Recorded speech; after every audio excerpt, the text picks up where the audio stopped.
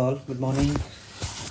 My name is Avtar Singh. ठीक है, आज हम दूसरा लेक्चर पढ़ रहे हैं इसका बैक्टीरियल डिसीज, ह्यूमनल डिसीज़ का। जो बैक्टीरियल डिसीज़ कवर करेंगे हम इसमें इसके अंदर। जैसे फर्स्ट इज़ बैक्टीरियल डिसीज़। अब बैक्टीरियल डिसीज़ किस में आते हैं? ये आते हैं कम्युनिकेबल डिसीज़ में, जो एक पर्सन से दूसरे पर्सन तक फैलते हैं। तो पहला डिसीज़ हम जो पढ़ेंगे वो है टाइफाइड, है ना। टाइफाइड जो डिसीज़ है हमारे पास, ये है, इसी को हम एंटेरिक फीवर बोल देते हैं। ओके, तो और ये जो चीज़ें हैं जैसे कि एंटेरिक फीवर मतलब ये बॉडी इंटेस्टाइन एंड गैस्ट्रोएंटेरोलॉजिस्ट सुना है आपने? तो एंटेरो का मतलब इंटेस्टाइन। तो पैथोजन का नाम है साल्मोनेला टाइफी। रहता कहाँ पे है ये? Lives in small intestine. Infection जो होगा इसका वो कंटामिनेटेड फूड एंड वाटर के थ्रू होगा, कंटामिनेटेड फूड एंड वाटर्स के थ्रू। तो ये सारी चीज़ें इसके साथ रहेंगी। एक लेडी थी इंग्लैंड के अंदर जिसका नाम था मैरी मेलन। तो प्रोफेशनली शी इज़ कुक। तो उसने जहाँ पे भी खाना बनाया, ठीक है, तो सबको क्या हो गया, वहाँ पे टाइफाइड हो गया। तो उसका नाम ही एक तरह से पड़ गया कि टाइफाइड मैरी। तो अब उसकी बॉडी के अंदर एक रेजिस्टेंस आ गया था कि उसकी बॉडी के अंदर ये बैक्टीरिया सर्वाइव कर सकता था विदाउट कॉजिंग एनी हार्म। तो इट मीन कि typhoid Mary act as a reservoir host like other insect, है ना। अदरवाइज ह्यूमन कभी भी रिजर्वायर होस्ट नहीं होता है किसी भी डिसीज़ के लिए, but it is the first case जिसके अंदर टाइफाइड मैरी जो है एक रिजर्वायर होस्ट होती है। सिम्टम्स की बात करते हैं तो बहुत तेज़ फीवर आता है इसके अंदर, हेडेक रहेगी, वीक कमजोरी रहेगी, कॉन्स्टिपेशन, स्टमक पेन और एनोरेक्सिया। एनोरेक्सिया का मतलब होता है लॉस ऑफ एपेटाइट, भूख ना लगना।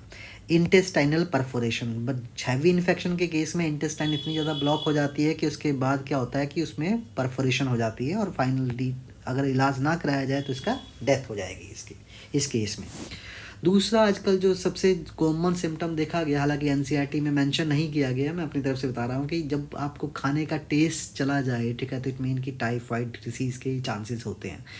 कन्फर्मेटरी टेस्ट जो होता है इसके लिए वो क्या है? Widal test. Widal test is the confirmatory test for the typhoid. तो टाइफाइड किससे होगा? एक पैथोजन है जिसका नाम है साल्मोनेला टाइफी।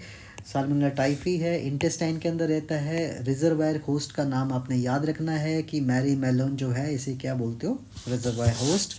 कॉन्स्टिपेशन रहेगी। पूछा जा सकता है कि किसके अंदर परफोरेशन हो जाएगी इंटेस्टाइन के अंदर, तो intestinal perforation is common in case of typhoid.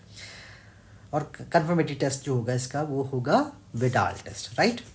Then pneumonia. Pneumonia जो डिसीज़, ये पैथोजन, इसके 3 टाइप के पैथोजन हो सकते हैं। स्टेप्टोकोकस निमोनी हो सकता है, हीमोफिलस निमोनी हो सकता है, या डिप्लोकोकस निमोनी हो सकता है। इन तीनों में से कोई भी बैक्टीरिया अटैक कर सकता है।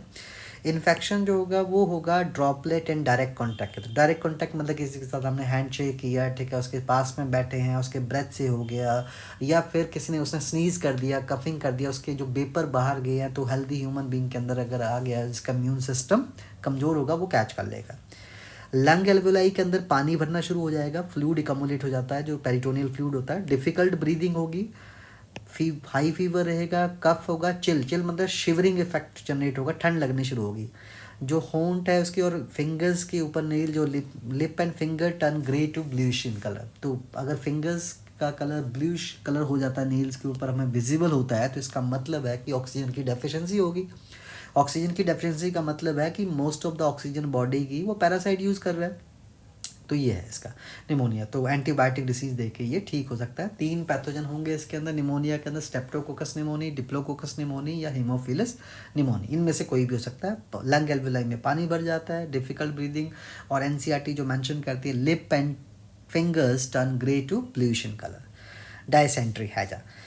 पैथोजन जो है इसमें 3 पैथोजन हो सकते हैं, शिगेला सोनाई, शिगेला फ्लैक्सिनेरी और शिगेला डायसेंट्री। ये तीनों पैथोजन है जो इंटेस्टाइन के अंदर रहेंगे। इन्फेक्शन इसमें अनहाइजीनिक फूड, मतलब खाना खाने से पहले हाथ नहीं धोना, ठीक है, कुकिंग के टाइम प्रॉपर हाइजीन मेंटेन ना कर पाना, है ना। बर्तन ऐसे जो हमने खा लिया जिनमें खाना वो ऐसे ही पड़े हैं, ठीक है, फिर उसको ऐसे जल्दी बिना सोप के थ्रू वॉश किया।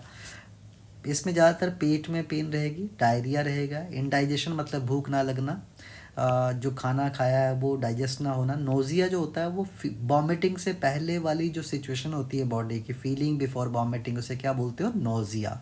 फिर देन वॉमिटिंग, और जो स्टूल है वो भी बहुत पतला आएगा, उसमें ब्लड के स्टेन आ सकते हैं। Next is disease black death, जिसे बोलते हैं प्लेग बोलते हैं, जो आजकल टोटली रेडिकेट हो चुका है। पहले ये डिसीज़ ज़्यादा होता था at the time of independence या after few years of independence.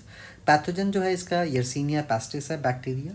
But ये जो प्लेग है, ठीक है, चूहों के काटने से होती है प्लेग। अब इस ज़्यादातर ही चूहों को अफेक्ट करता है, तो चूहों के ऊपर एक एक्टोपैरासाइट होता है जिसका नाम होता है रेड फ्लीट जिनोप्सिला। ये सेंग्यूबोरस होती है, ब्लड के ऊपर फीड करती है, इसे क्या बोलते हो? सेंग्यूबोरस। तो अब रैट की जब डेथ हो जाती है अनीमिया की वजह से, जब उसने सारा खून चूस लिया उसका, ठीक है, और वीकनेस रैट के अंदर भी तो आएगी, रैट फाइनली डाई कर जाएगा। तो उस बीच में रैट फ्ली अगर डेड माइस के ऊपर तो नहीं रहेगी, तो वो क्या करेगी, एक डेड माइस को छोड़ के किसी हेल्दी माइस के ऊपर जाने की ट्राई करेगी। तो इन बिटवीन अगर उसे कोई ह्यूमन होस्ट रास्ते में मिल जाता है तो उसे बाइट कर देती है, और जैसे बाइट करेगी तो उसके अंदर ब्लड चला जाता है, ब्लड के साथ वो बैक्टीरिया चला गया। Bacteria live in blood and lymph के अंदर रहेगा। Infection by bite of rat flea, जो बोल दिया है। सिम्टम में ज़्यादातर फीवर रहेगा, हेडेक, वीकनेस, बूबो। बूबो का मतलब है स्वेलिंग। हमारे आर्मपिट, एक्सिलरी एरिया और ग्राइन एरिया के अंदर थोड़ी सी स्वेलिंग दिखनी शुरू हो जाएगी, गांठे सी बननी शुरू हो जाएगी। रेड पैच बनेंगे स्किन के अंदर, जो बाद में ब्लैक कलर के चेंज हो जाएंगे जब रैशेज होंगे उसके अंदर। एंड देन इस बस इसका नाम क्या पड़ा? Black death. ये था प्लेग के बारे में। डिप्थीरिया, इसका जो पैथोजन है कॉर्नी बैक्टीरियम डिप्थीरी, ये याद रखना है आपने, इंपॉर्टेंट, क्योंकि ये सारे एनसीईआरटी के नाम्स है। इन्फेक्शन जो है डायरेक्ट कांटेक्ट के थ्रू होगा या ड्रॉपलेट मेथड। ड्रॉपलेट मेथड बार बार डिस्कस हो चुका है, स्नीजिंग के थ्रू या कफिंग के थ्रू, जो वेपर्स बाहर निकलते हैं, इनविजिबल वेपर जो हमें दिखते हैं, हम छींक मार देते हैं ना कई बार बिना रुमाल रखे मुंह पे, ठीक है, तो वो बहुत सारे ड्रॉपलेट चले जाते हैं, तो ड्रॉपलेट जहाँ जहाँ जाएंगे वहाँ कैच करेगा वो। म्यूकस मेम्ब्रेन ऑफ नोज या थ्रोट वाले एरिया में ये बैक्टीरिया रहेगा, ज़्यादातर टॉन्सिल वाले एरिया में। टॉन्सिल जो गले के आसपास लिम्फेटिक टिश्यूज़ होते हैं जो एंटी बैक्टीरियल होते हैं, बट ज़्यादा अगर इनमें इन्फेक्शन हो जाए तो इसका साइज़ बढ़ना शुरू हो जाएगा, जिससे हमें ब्रीदिंग में डिफ़िकल्टी होगी। गले में खराश होना, सॉर थ्रोट, फीवर रहेगा, लिम्फ नोड का एनलार्जमेंट होना, लिम्फोएडिनोपैथी भी बोल सकते हैं इसको। कन्फर्मेटरी टेस्ट इसका ये शिक टेस्ट बोल देते हैं इसको। और वैक्सीन का अवेलेबल है इसके लिए, इसका नाम है डीपीटी। 3 डिसीज इसमें कवर होते हैं, diphtheria, P for pertussis, T for tetanus. तो 3 मल्टीपल वैक्सीन है ये हो गया इसके साथ, है ना। नेक्स्ट इज पर्ट्यूसिस या हुपिंग कफ बोल देते हैं इसको। हुपिंग कफ जिसमें खांसते टाइम बहुत ज़्यादा चेस्ट से आवाज़ आए ना, हाँ, सा की आवाज़ आती रहे। पैथोजन जो है इसका है बॉडीटेला पर्ट्यूसिस। नेक्स्ट एक और पैथोजन हो सकता है जो सेम डिसीज कॉज करेगा, हीमोफिलस पर्ट्यूसिस भी बोल सकते हैं। रेस्पिरेटरी ट्रैक को अफेक्ट जनरली अफेक्ट करता है। इन्फेक्शन ड्रॉपलेट और डायरेक्ट कांटेक्ट के थ्रू होगा, मोस्ट ऑफ पैथोजन यही कर रहे हैं ज़्यादातर इसमें। सिम्टम सीवियर कफिंग, बहुत ज़्यादा खांसी रहेगी। खांसते खांसते क्या होगा कि फेस पूरा रेड हो जाएगा, पानी निकलना शुरू हो जाएगा आई से, ठीक है, वाटरी आई जो लिखा है। Difficult breathing during the resting state, या सोते टाइम ज़्यादा डिफ़िकल्टी होगी। खड़े रहते हैं तब तक कोई दिक्कत नहीं होती है, जब हम सो जाते हैं तो हॉरिजॉन्टल पोजीशन में तो ब्रीथ करना हमारे लिए बहुत डिफ़िकल्ट हो गया, क्योंकि चेस्ट पूरी कंजस्टेड है और चेस्ट में से आवाज़ आती है। और कोई भी पर्सन, हम खुद अपनी ब्रेथ को फील कर सकते हैं, कब अंदर इनहेल कर रहे हैं, कब एक्सहेल कर रहे हैं। नॉर्मली हम नहीं फील करते हैं ना, नॉर्मली हम फील करते हैं जब चेस्ट पे हम हाथ रखते हैं। वैक्सीन इसके लिए दी जा सकती है डीपीटी। ट्यूबरक्लोसिस जिसे टीबी बोल देते हैं, पैथोजन का नाम है माइकोबैक्टीरियम ट्यूबरक्लोसिस। ये लिम्फ नोड के अंदर हो सकता है, लंग्स के अंदर हो सकता है, बोन्स के अंदर या जॉइंट के अंदर, इन एरियाज में इन्फेक्शन कर सकता है, बट मोस्टली ये इफेक्ट करता है लंग्स वाले एरिया को, है ना। इन्फेक्शन ड्रॉपलेट या डायरेक्ट कांटेक्ट के थ्रू होगा। वेक्टर इसमें हाउस फ्लाई हो सकती है। जिस बंदे को टीबी होगी तो क्या करेगा कि उसके बलगम बनती रहेगी, बलगम ग्रीनिश कलर की फ्लूइड सा पास आउट होगा। अगर वो बलगम ओपन एरिया में डिस्चार्ज करेगा तो वहाँ पे क्या होगी, फ्लाइज उसके ऊपर रेस्ट करेंगी। फ्लाइज वही फ्लाई करके फिर क्या करेगी, हमारे हाउस होल्ड आर्टिकल्स पे आएंगी, बर्तन पे आ जाएगी, ठीक है। अगर हमने प्रॉपरली इसे वॉश नहीं किया तो वहाँ पे इन्फेक्शन पहुँच जाएगा। फीवर रहेगा बहुत तेज़, इसमें खांसी रहेगी। वज़न बॉडी का बहुत धीरे धीरे जल्दी गिरता रहेगा, हमें पता नहीं लगेगा कि हमारी बॉडी का वेट क्यों गिर रहा है। हाई फीवर रहेगा। एनोरेक्सिया अभी पहले डिस्कस हुआ था कि लॉस ऑफ एपेटाइट को बोलते हैं। थकावट बहुत होगी, हल्का सा चलने पे मतलब 10 कदम चलने पे ही बॉडी में थकावट होनी शुरू हो जाएगी। ब्लड विद स्पूटम, ब्लड जो है मतलब बलगम जो आएगी उसके अंदर ब्लड आएगा, ठीक है। तो बिल्कुल डार्क रेड कलर का स्पूटम बलगम बनेगी वो। अब पैथोजन क्या करता है कि लंग एल्वेलाई के अंदर जाके वो एक टॉक्सिन रिलीज करता है, ट्यूबरकुलिन, है ना। तो tuberculin eight the time of coughing ये टॉक्सिन स्पूटम के साथ बाहर आ जाता है। कंफर्मेटरी टेस्ट जो है इसका वो है माउंटेक्स टेस्ट बोल देते हैं इसको। वैक्सीन इसके लिए अवेलेबल है जो बनाई, जिसका नाम है BCG। BCG 3 साइंटिस्ट के लिए स्टैंड करता है, B for bacillus, C for Calmette and G for ग्वेरिन।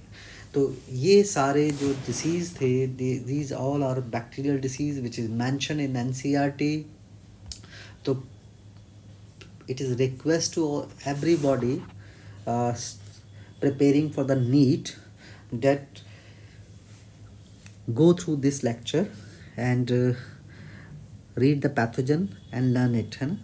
and wherever is confirmatory test is given, please also note down it. Thank you very much.